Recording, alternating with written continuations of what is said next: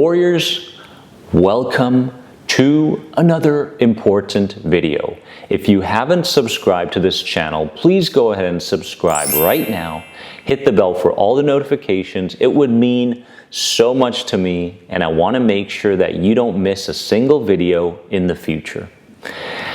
I'm really excited for today's video because I've been getting a lot of questions on this lately. People asking me, Dennis, I want to know specifically what you did in the morning, throughout the day, in the evening to get on the path towards healing anxiety. So I said, you know what? Let's get very, very specific today. Let's reveal the secrets. Let's share what we truly did and why we did it this way so that others can follow in this structure, this program that I created for myself. Because I had generalized anxiety, I had health anxiety, I had panic disorder, I had agoraphobia, I had every disorder that you could think of. I had a million different phobias, I had all these fears, and I was walking around each and every day, placing labels on myself. I was saying, oh, I can't do that because I've got panic disorder. Oh, I definitely can't do that, or I can't go there because I've got health anxiety. So I was the kind of person that would rationalize why I couldn't do something because my inner child, my subconscious didn't want me to. It didn't want me to place myself out there, outside of my comfort zone, because it didn't want me to experience the same overwhelming emotions that I once did. Okay, so you can see how this subconscious is very, very protective. Now, before I get into what I did, I need you to understand the two main parts to my healing journey, okay? Because so many people who look to manage or cope with their anxiety focus solely on one part and never focus on the other. What I'm talking about is altered state work combined with conscious in the moment work. You need to make sure that you are doing both of these. Why? Because in altered state work, you're in a different brainwave state. You are in an alpha state. In an alpha state, you are up to 20 times more suggestible than you are in a beta state. In a beta state, you're going through the day, you're thinking, doing. And yes, you can gain ground over anxiety as you're going through the day. Yes, you can expose yourself to your fears. Yes, you can guide the inner child and such. But I don't believe that the healing will be complete without the altered state work. And I'm going to explain to you specifically what I did in terms of that altered state work in a moment. But first, understand how important these two are, okay? Let's get into the morning. Okay, I woke up in the morning. Now, I needed to make sure that three parts of me started the day off in harmony, okay? They were working together, okay? The three parts were mind, body, and spirit, okay? So as you can see, my friends, I didn't wake up in the morning and say, oh, I've got this bodily symptom. Oh, I've got this intrusive thought. I have to run away from it. I have to distract myself from it. I have to take something to make it go away. No, this is not what I did. I went beyond anxiety and I said, what does my mind, body, and spirit need? Okay, because this will provide you with real answers rather than lead you towards coping and managing your symptoms, okay? So I woke up and my morning routine consisted of a 15-minute commitment around the mind, the body, and the spirit. So when I woke up, I always had a small little journal on the desk beside me. And my job was to write down, for a 2-minute period, I wrote down all the catastrophic, negative, intrusive ideas that were coming to my mind upon the start of my day. Okay, so there I was, I woke up, I stretched myself out a bit, and I went directly to my journal.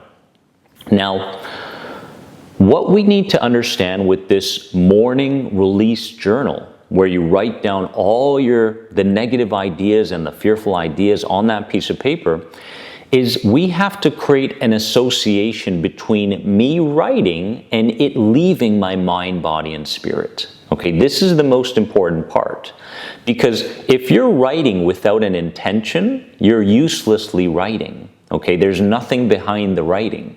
But if you're writing with the intention of, okay, every word that I write down is leaving my mind. Therefore, if it arises later in the day, I've already taken care of it in the morning. With this kind of an intention, the morning release is a fabulous way to start your day. But remember, have the intention. So I started my day focusing on the mind first with my 2-minute morning release journal. Then I went to my body. And when I went to my body, I did my 2 minutes of combing. Okay? And people will ask me, Dennis, why did you do so much combing, right? And I did a lot of combing because I suffered from depersonalization. I suffered from overthinking. And I found out that there was a tremendous amount of stagnant energy stuck in my head area. Okay, overthinking, trying to mentally, cognitively solve every single problem and only come up with more questions. It wasn't working. So I had a very bad short-term memory. There was a lot going on up here. So I realized that this energy that was stuck up here needed to start flowing. So I started to do my combing exercise for 2 minutes after my morning mental exercise. And it helped me tremendously because I realized that I could, in fact, begin listening to a different kind of more subtle voice. And that was the voice of my heart, right?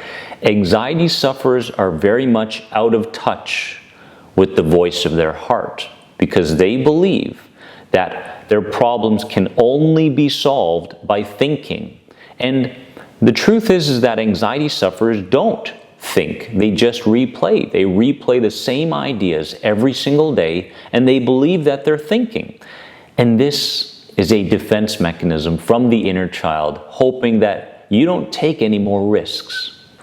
Oh, that inner child loves us so very much, right?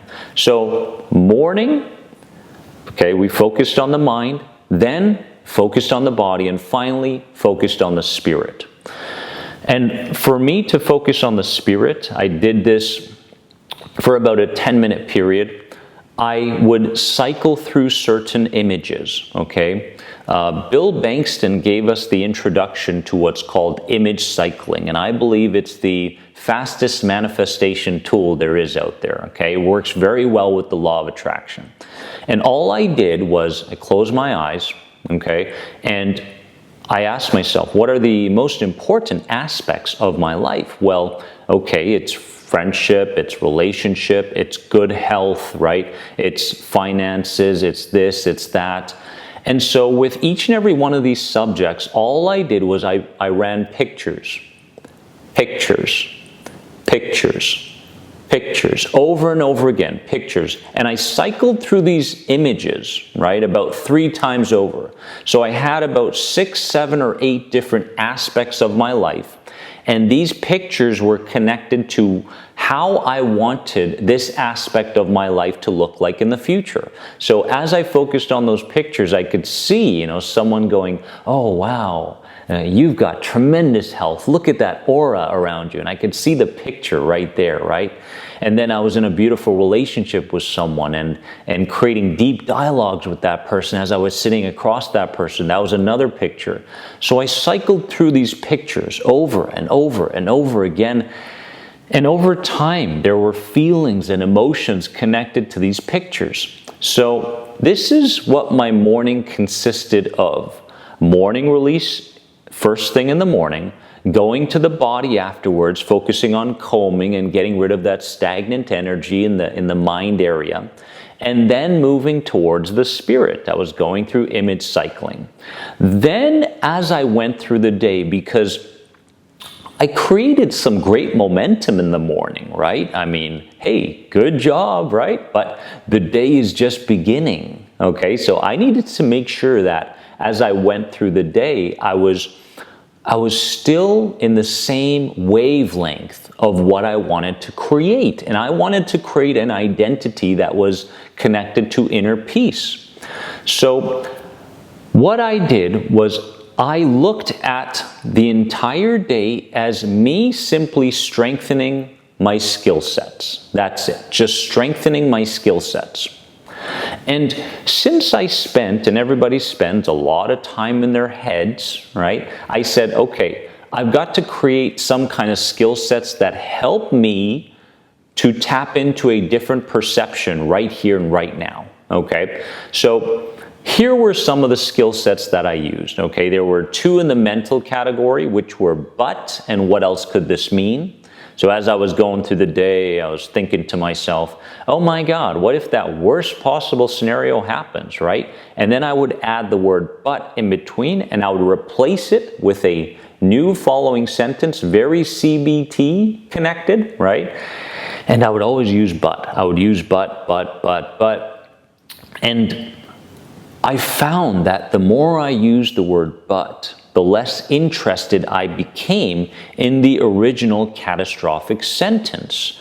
Then I used what else could this mean, right? So something went wrong. If something went wrong throughout the day, it went against my expectations, I would ask myself, what else could this mean? Well, you know, what it could mean is that the criticism coming from the outside has nothing to do with you, Dennis, but spread love to that person who criticized you because they may be going through something very difficult in their own lives. So as I was going through the day, mentally I used but and what else could this mean, okay? But at the same time, I realized how powerful the auditory is as I was going through the day. So in terms of auditory, what I did was I remembered when I was a kid. When I was a kid, there were certain cartoon characters that made me laugh, right? I loved them. I was in front of them, I was laughing, I was smiling, I loved them. Daffy Duck, Mickey Mouse, right? Goofy, you name it. So I focused on changing the tone when an intrusive, negative, catastrophic idea arose. So there I was, I closed my eyes for this one, and I would listen to the same negative thought through the voice tone of these characters. And as I did, I was going, oh my God, this doesn't mean what I originally thought it meant, right? The negative weight behind the idea was beginning to lessen as I listened to it through the voice tone of a funny cartoon character. So I got very, very good at changing the tone. And then finally, in the auditory, okay, we've got 2 for the mental and 2 for the auditory, I focused on past tense. So if an idea showed up, I would say, I would go, I used to think that I would never be able to overcome anxiety. I used to think that my past would lead to the same kind of debilitating future. I used to think that I would never tap into my creative side again. So you can see that when these unhelpful ideas arose, I used to, and then I finished the sentence, and what started to happen was I realized, oh my God, that really is in my past. That has nothing to do with my current and building identity. It has everything to do with my past identity. So let's review again as you're going through the day. Mentally, you can use the word but, and you can use the word sentence. What else could this mean? Okay. And then you can use the auditory part of responding to fear, which is to change the tone, find a funny cartoon character, change the tone of that idea, and put it into past tense, okay? I realized that as I strengthened these skill sets, I started to progressively become more bored by thinking, right? bored by thinking? And this boredom around thinking opened up the gateway towards understanding that I needed to balance out my thinking and my intuition and my instincts. There were a time for all of them, but my intelligence very much had something to do with the blockages to my progress to healing anxiety. So I needed to make sure that I did these things very, very quickly and in the moment to move away from these old perceptions and moving towards the new perceptions. Okay? Now, in the evening, I spent around 10 to about 30 minutes simply reframing a past event and rebuilding past relationships. Okay? I've mentioned this in prior podcasts. I think about a person's timeline in terms of a pyramid of cans, okay? You've got this pyramid of cans, and at the bottom row, you've got the person's original experiences. You've got the past traumas. You've got the broken relationships, okay? And at the top, you've got the symptoms, the things that the person may be dealing with in the present time, okay? Physical symptoms, mental, emotional symptoms, situational anxiety. These are all the symptoms, okay? What we need to focus on, or I focused on in the evening, was reframing. So what happened was I started to eliminate the bottom row of cans, therefore everything at the top started to crumble. Okay? If you focus on the top level and all the symptoms, what's going to happen is the stuff at the bottom is going to continuously create more symptoms. That's why you see people always coping and managing their anxiety, because they're always dealing with the symptoms, never the root causes. Okay? So in the evening, I focused on reframing, and you can use this playlist right here to reframe past events and rebuild past relationships. Because let me tell you the truth. A lot of your healing is determined by the health of your relationships, okay?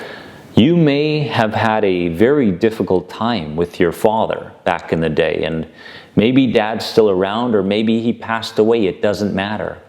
But until you rebuild that relationship, okay, you're never going to be complete. You're never going to give yourself the opportunity to move forward and away from dad's belief systems, or mom's, or teachers, or whatever it is. So you need to look deep into your heart right now and realize, oh my God, there's this relationship that I need to rebuild, right? And I would go directly to it through these reframing playlists that I have for you, okay? So in the evening, that's what I did. I reframed my past experiences and rebuilt my past relationships. Now, here are a few worthy recognitions, my friends, okay? Because I'm hoping that you can take some of this content here and use it in terms of creating your structure, your plan, okay? Our goal, okay, is overthinking less and trusting in intuitive-based action more. I remember when I was healing from anxiety that I didn't overthink what I needed to do, but instead I took the action very swiftly and quickly, and as I was taking the action, I was calibrating at the same time. Okay, so I tweaked things as I was taking the action. I remember being invited to a social gathering, and I would say, oh, well, I don't want to go because I've got anxiety. What excuse can I use? I remember it was very difficult for me to even answer a phone or answer a text message because I confused myself. Okay, but instead I would respond very, very quickly. Okay, I would make that mistake because mistakes need to be made to heal from anxiety. And then I realized, oh my God, I'm starting to come into my own. This is how I used to be. I never used to give things so much thought. I used to just jump into things more so and figure it out as I go. So that's the first thing I want you to keep in mind with this structure that I'm presenting to you. Then, living in a creative world rather than a created world. Okay? So you need to live in a world where you are creating. You are creating your own way of living. You are creating who you want to be. You are creating your own belief systems. You are creating your own perceptions. You hold the master key to your freedom. Okay? You don't have to look at your past and say, yes, these are traumas. You can look at your past and say, yes, those are experiences, and I've learned and grown because of those experiences. I'm glad they happened. When you can in your heart say that, then I promise your present will be different, and your future will be a creative one rather than a created one coming from other people. Okay? And finally, I want you to keep in mind that when we heal from anxiety, we have to find the balance between doing and allowing, okay? A lot of anxiety sufferers out there, because they're so instinctual, feel like they need to do. They become obsessed with information, obsessed with videos, obsessed with podcasts, obsessed with reading. And the truth is that they're not really enjoying any of that content. You need to enjoy the content, okay, in order for you to heal.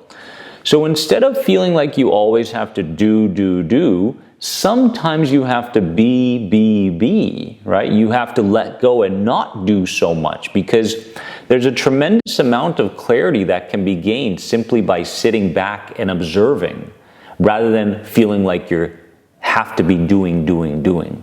So please find the balance, right? When is it the right time to do and gather information and do some of these structures that I presented to you? And when is it time to sit back and observe? Observe people, observe yourself, observe what your body is doing, observe what your mind is saying, these sorts of things, right? Because it's during those times of being where you truly recognize how far you've come, rather than focusing on how far you still have to go. And I promise you, when you can turn your attention to how far you've actually come, rather than focusing on how far you still have to go, that's called progress. And with progress comes more progress, as long as you don't succumb to those setbacks that are inevitable. Setbacks and mistakes are inevitable. Let's learn from them. Let's keep moving forward. My friends, give this video a like if you enjoyed it, if it spoke to you. And in the comments section, go ahead and ask me a question. I'll do my best to answer. Remember that you are more than anxiety. I'll see you in the next video. And until then, never, ever, ever give up on yourself on this journey. I believe in you, and soon you're going to believe in yourself as well. Bye-bye, my friends.